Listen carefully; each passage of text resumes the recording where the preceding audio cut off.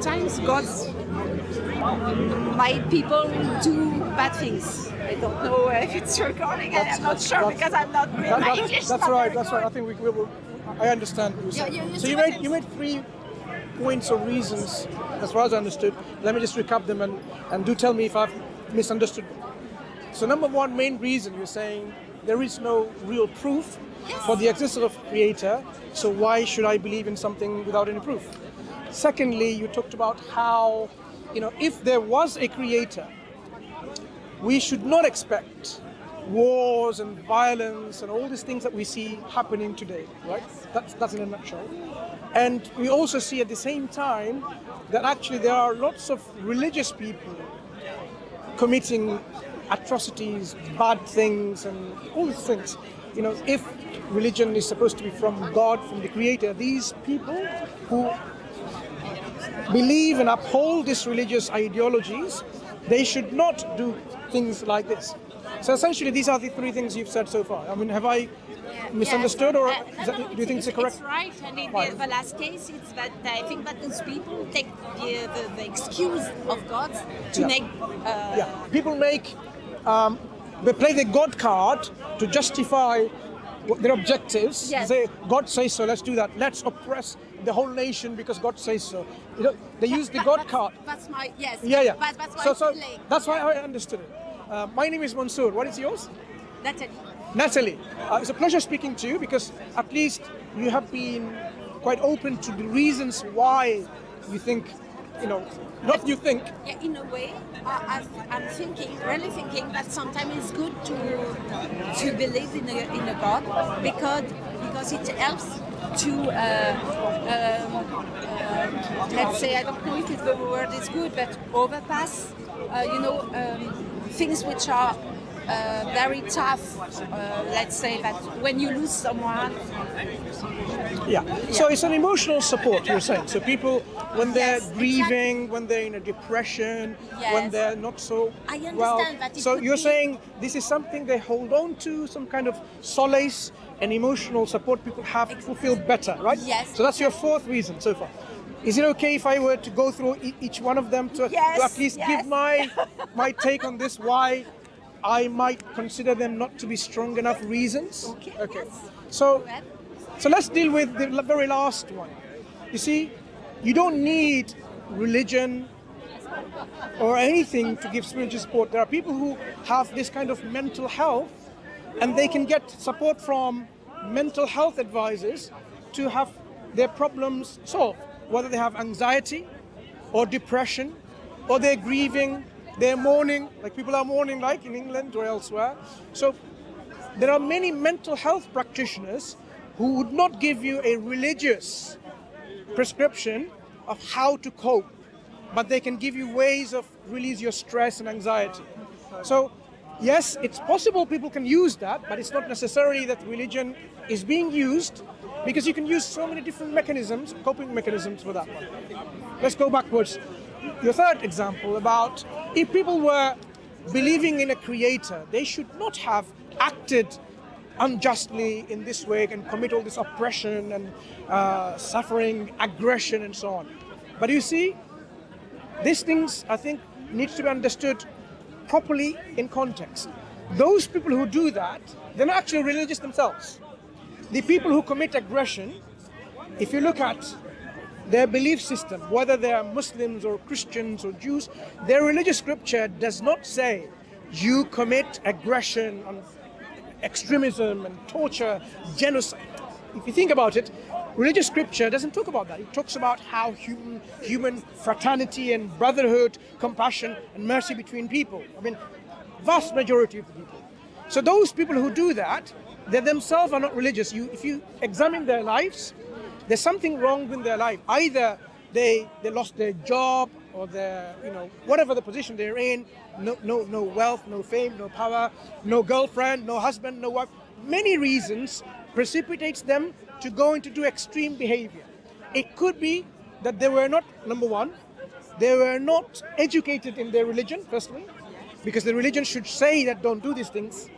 And then they realize because of some kind of other conditioning, they put down other people. They say, like, you are a black person, you are the devil. Or you're a white person, you are the devil. So they start oppressing these people and doing all these kind of things which you would say, that's not how it should be.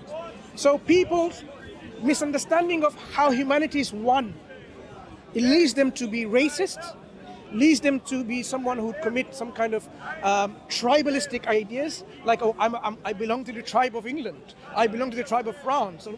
And if a plane is about to crash because the engine's gone broke, and it happened, newspaper reports this, there are people who'd say, thank God there were no Britons on the plane.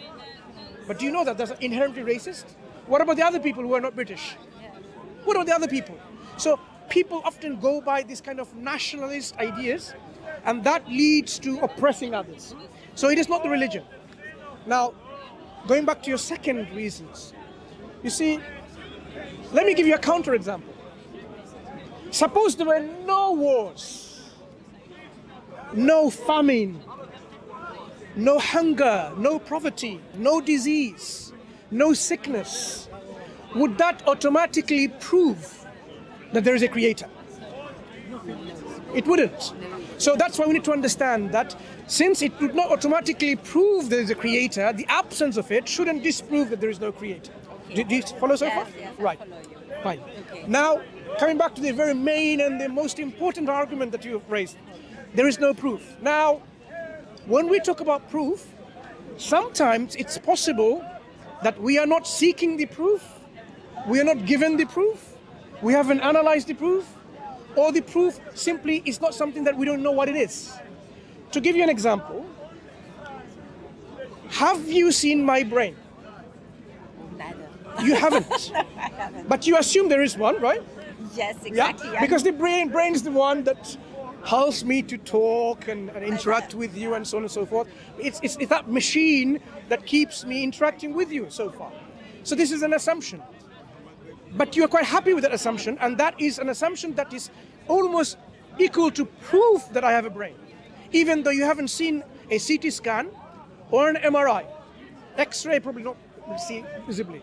MRI or a CT scan, this is the imaging that we do to see. I work in a hospital, so I can tell you exactly hundreds of images that we see every day of people's internal body parts, whether they're brain and so on.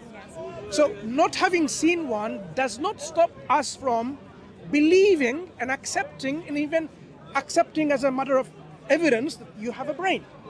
So there are many things. Another example, I'll limit to only two.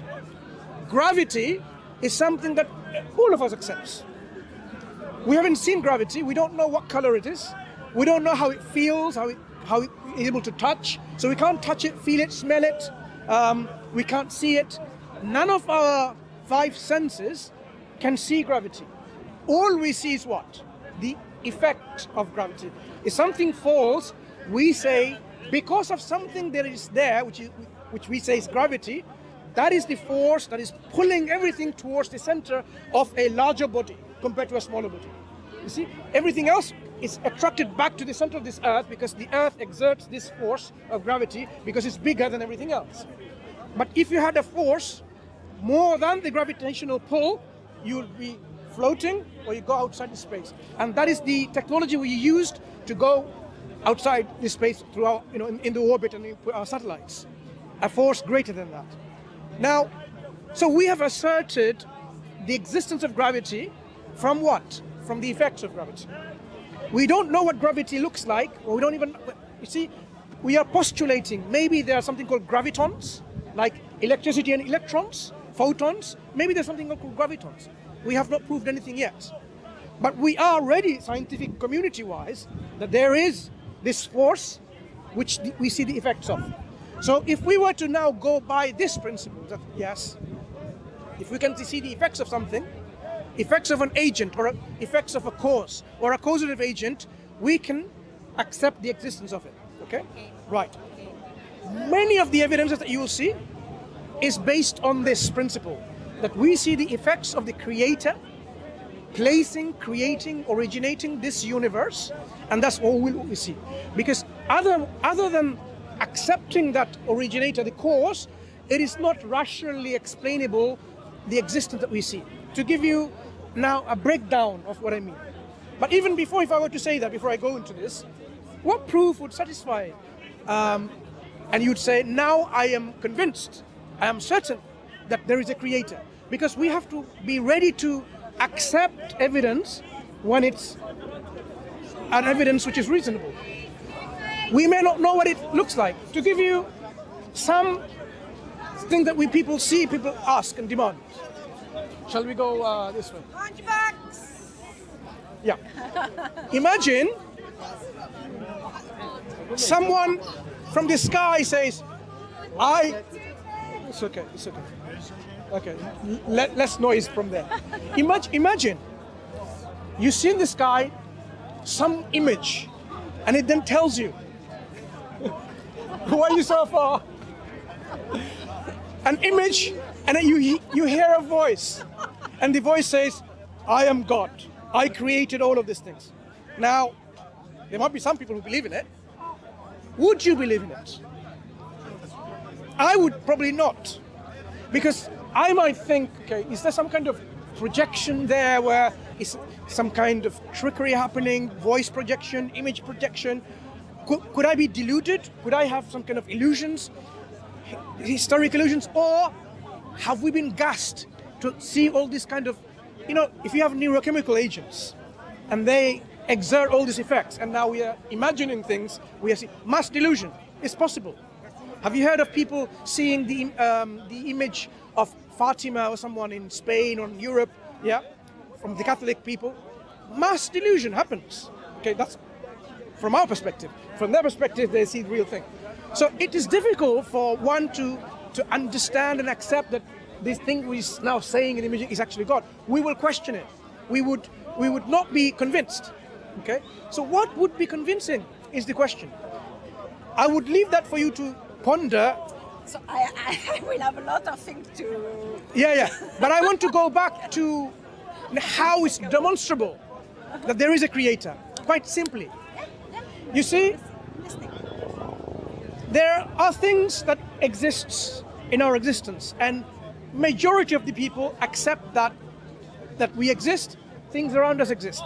You and I exist. I affirm that you exist, and I'm sure you affirm that I exist too. But there are people out there who are very hyper-skeptical. They say, I don't know whether you exist or not. They're not even sure that there are brain in a jar in a museum or not. That's kind of hyper-skepticism. But I think for yourself, you are not that hyper-skeptic, right? Do you affirm that I exist? Good. So let's take it from there. You see, when we have existence, there's something.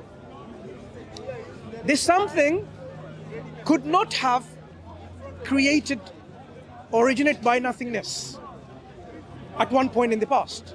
And why I say that, nothingness is the absence of everything. That's how we define nothingness. Nothing means no energy, no space or time, nothing. So if there was nothing to begin with, sometime in the past, there would not be something at all. There will never be something. The fact that we have something means there has to be always something. Whether it's 13.6 or 8 billion years, or even before that, there always have to be something.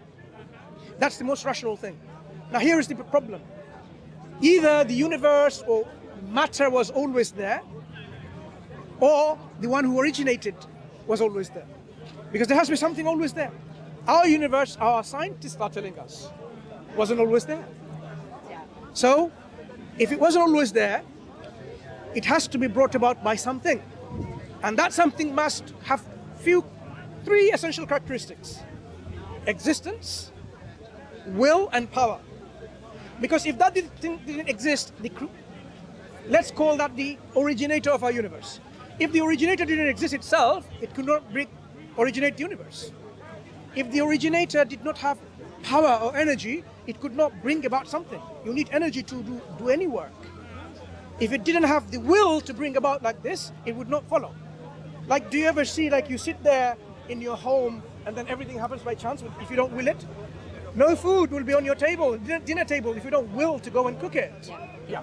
So the originator will be existing and will be self-aware with a will and with energy or power.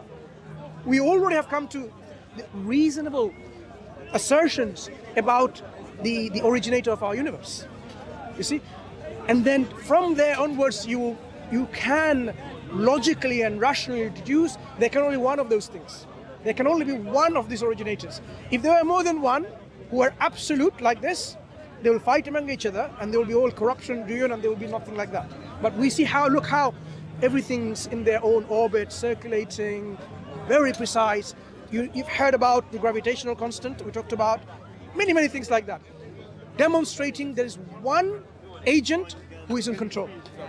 But you see, that's why I do not create in God. In fact, it's because 2 days ago we went to the history museum here in London, yeah. And in fact, everything is a kind of hazard. I don't know a word in English, but you see, it's the life was created like this. There is no person, no one which is at the real beginning. In fact, there is no originator. There is nobody. It's hazard. That's what I believe. Yeah. In the museums, yes, or in the scientific field today, yeah, people are struggling to understand what we call the origin of life from matter. Yes, yep. But it's original. It's physics or chemistry. Yeah. Yeah. So this evolution that you're probably alluding to is only talking about evolution of living things, living life from dead matter or organic matter. Matter, life. People are still struggling to explain that because abiogenesis is that science in which it's describing that process and still so many different processes. Richard Dawkins believed life came from outer space because he could not explain, or he doesn't have the reasons to convince himself that life arose from this universe by all these chemical reactions and so on. So even prominent scientists like that. But I'm going not on life, on the very existence of matter. Matter is either always there or it wasn't.